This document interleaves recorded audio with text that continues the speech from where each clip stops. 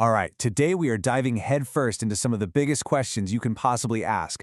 Questions about the very nature of reality itself. And to guide us, we're going to be looking at the philosophy of non-duality, or Advaita, through a really fascinating text. So let's get right into it. I mean, it really doesn't get much bigger than this, does it? What am I, and what is this world? They sound so simple, but these two questions, man, they're the launch pad for this incredible, complex philosophical journey. It's a puzzle that people have been trying to solve for literally ages. So, where are we getting our map for this journey? Well, our whole exploration is based on the analysis in a book called Advaitavad by Pandit-Gangaprasad-Upadhyay. We're essentially going to follow his line of reasoning to break down these huge ideas piece by piece. Okay, so where do we even start? We start with the question that looks right back at us. Who am I? It's about as personal as it gets, right? But it's also, the bedrock of almost all philosophy. And according to the text we're looking at, trying to find this fundamental truth isn't just some hobby. It's presented as the main job of philosophy. You see this in other places too. Think about Descartes with his famous, "I think, therefore I am." He was trying to find just one thing he could be absolutely sure of. And that's the starting point for everything else. This deep dive into knowing yourself. All right, so if we're going to go on this epic quest for truth, we can't just wander around aimlessly. We need some tools, right? A toolkit. How do we know if what we think is true is actually true? And this leads us to a really key idea in Indian philosophy, the tools of knowledge. And that toolkit has a name, pramana. A great way to think about it is like a philosopher's toolbox. It's got all the instruments you need to kind of measure reality, to figure out what's real and what's not. It's the whole system for getting to what's considered valid knowledge. So what's actually in this toolbox? Well, the main tools, the ones discussed in schools of thought like Nyaya, are first, pratyaksha.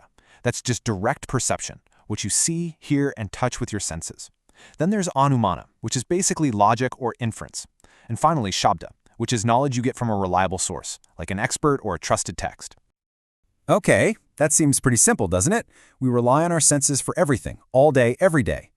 But here's the thing about philosophy. Its job is to question everything, even the stuff we take for granted. So that leads to a huge question. Can we really trust our senses to tell us the whole unvarnished truth?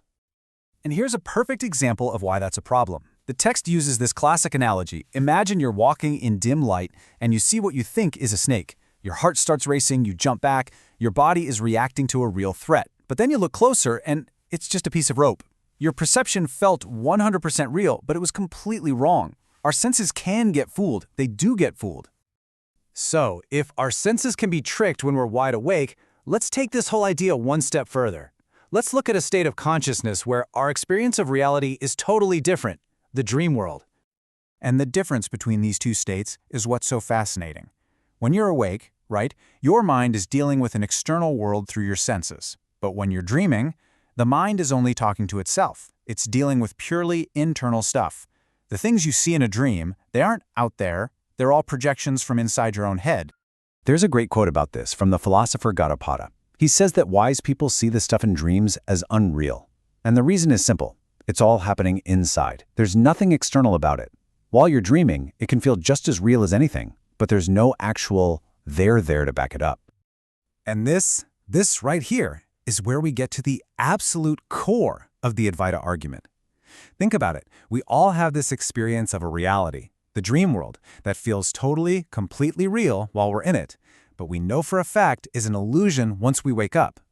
So, if that's possible, what does that say about this world, the one we're in right now? That very question throws us right into one of the most famous and, honestly, one of the most misunderstood ideas in all of this, the concept of māyā. It basically asks, is this world we're all experiencing just another kind of dream? So, what exactly is māyā? Well, you can think of it as this power or principle that kind of throws a veil over the true nature of reality. Now, this is important. It doesn't mean the world doesn't exist at all, like it's just a hallucination. It's more subtle. It means that the way we see the world as all these separate things and people, that's the illusion. The book uses a really great analogy to explain this. Think of the world as a huge magic show. The magician pulls a rabbit out of a hat. You see the rabbit, it looks real, it feels real, but you know deep down it's a trick, an illusion. So Advaita is asking, what if this entire universe is just that kind of magic show? Okay, let's try to bring all of this together. We started by questioning ourselves. Then we questioned our senses. Then we looked at dreams. And now we're questioning the very fabric of the waking world.